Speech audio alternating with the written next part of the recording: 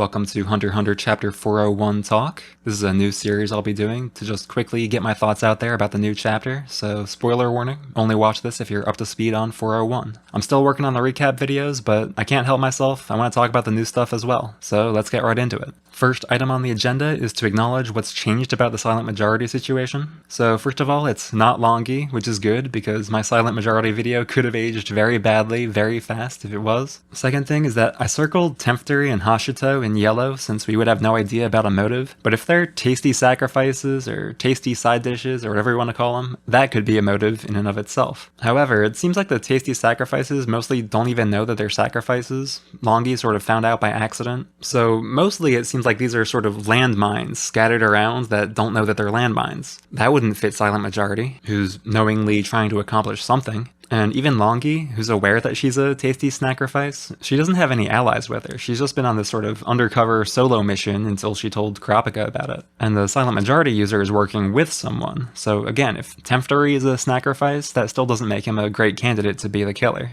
So these yellow circles are still yellow, I'm not going to upgrade them to green.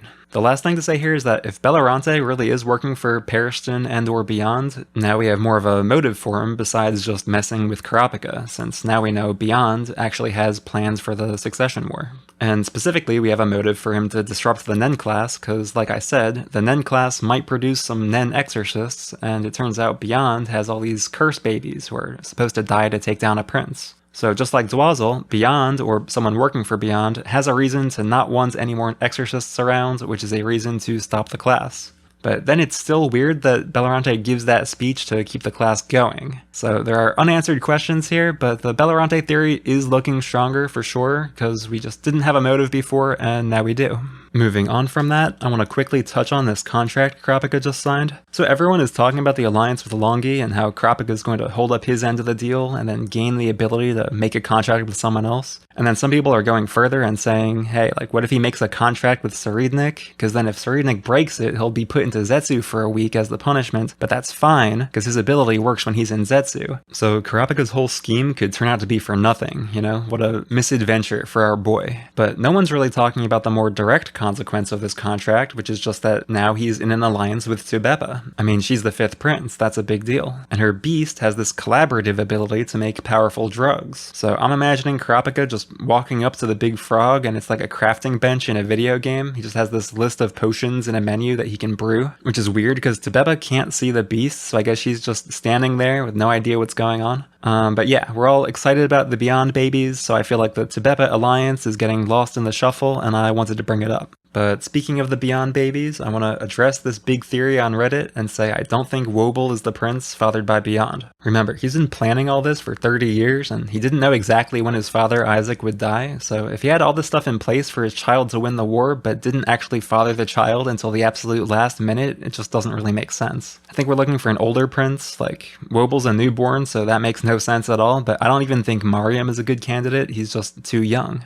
And not only has Beyond been setting the scheme up for 30 years, he also wants his child to win the war, and it's obviously harder to do that when you're a little kid. So why would he bank on his toddler son to win it all if he's had time to set it up so his child is fighting as an adult instead? Especially when his child would probably be really good at Nen if they were old enough to use it. And by the way, the same thing applies if you want to argue that Oito is Beyond's daughter and then Wobble is his granddaughter. He'd still be banking on a newborn baby to win the war, and the timing of Wobble's birth is still way too close. And it wouldn't make sense that Oito is only a mediocre Nen student, according to Bill, if she's actually descended from Isaac. So I don't believe either of those theories. I think people are just jumping to like what the biggest twist would be, rather than what makes the most sense. So what makes the most sense to me is for Serednik to be the Beyond baby. He's old enough, he is a Nen super genius like Isaac and Beyond, and he's already been set up as a main antagonist for the story since he is Kurapika's objective on the boat. And if he's been the Beyond baby this whole time, suddenly it makes a lot more sense that Togashi just introduced this group of his childhood friends in chapter 394, because Beyond would have certainly set up a spy of his own embedded near his son to watch over him. That would mean one of these childhood friends is a Beyond agent and or a tasty sacrifice. They probably know Nen and they're hiding it from the rest of the group, we've got a twist coming with this subplot. Don't expect them to just get killed off by the Mafia. My best guess right now would be that Otishin is Beyond's agent, since he's kind of the one getting the ball rolling in this story, and he's also the option with the most drama, since the implication is he's the one Serednik shot in the leg back when they were at school. So it makes sense in other ways too, but I haven't seen anyone talk about the implications of Serednik being the Beyond baby for this group. And I think that's a great reason for it to be him, because it suddenly makes this subplot matter 10 times more.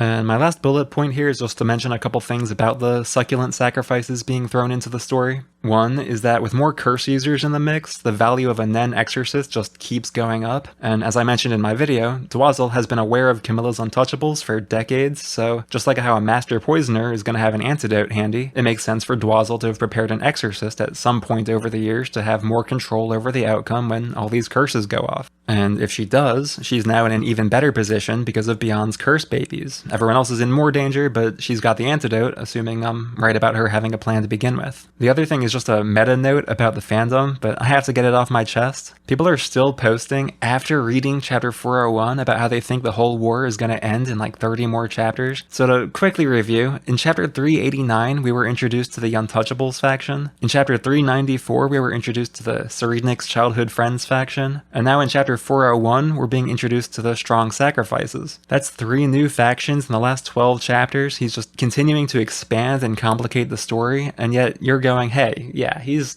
definitely wrapping this up pretty soon. I mean, he's not even done laying out the pieces on the board, he's still going. So if you're watching this and you think this story is even halfway done, let me know in the comments what your thought process is. Do you just really want the arc to end because you think that then there could be a new anime? Or are you just trying to see Jing on the Dark Continent fighting a giant monster snake? Like, there has to be some motivated reasoning happening, because if you just look at the story, it's so obviously nowhere near finished. But I won't keep rambling about that, because if you're an extra Otter super fan, you probably already agree with me, so it'd be preaching to the choir. I'm sure there's a lot of you super fans out there.